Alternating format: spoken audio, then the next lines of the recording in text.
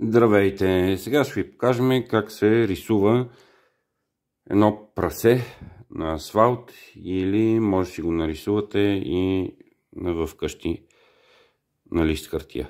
Прави се чертичка, зазорличка, прави се муцунка, прави се ушенце, прави се дебело телце, прави се оче, две крачета тук и едно опашле. И така всички бащи могат да нарисуват на децата си прасенце.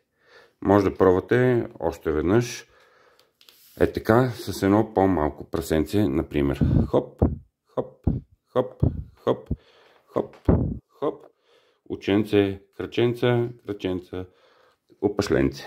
Или пък още едно прасенце, още по-малко. Пак по същия начин.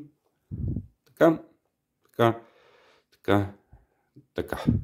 Така се рисува прасенце най-лесно на асфалт, ако искате да си направите.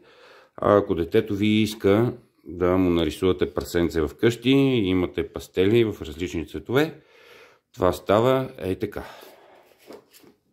Първо взимате един лист, може и да не е сив, може да е някакъв друг цвят и с нещо не много тъмно очертавате пак същото прасенце.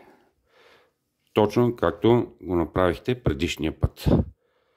Сега, това прасенце обаче трябва да го запълните, за да е цветничко.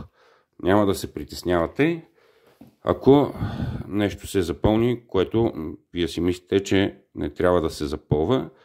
Запълвате го спокойно с един розов прасешки цвят, яката, натискате хубаво, за да стане цвета хубав и след това ще му сложим и други цветове. Но с най-тъмния розов цвят най-отдолу правите на прасенцето тумбачето и краченцата. Така.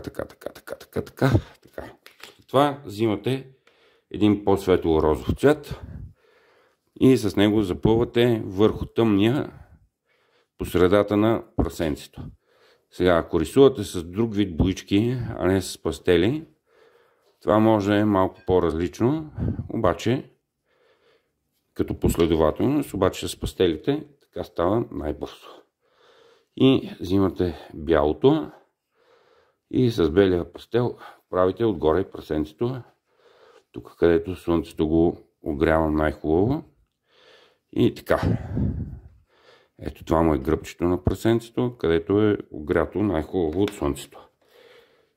След това, за да се вижда вашето прасенце хубаво на листа, взимате нещо черно. Тук ние имаме един черен мъничък пастел и му правите първо ушенцето.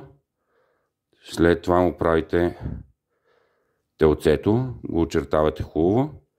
Рисувате му очето, рисувате му крачетата и му рисувате опашлето. И така всеки татко може да нарисува лесно едно розово прасенце на децата си.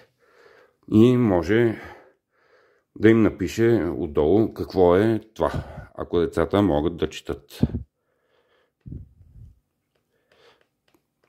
Прасенце. Готово. Благодаря ви за гледането и чао, до следващия път.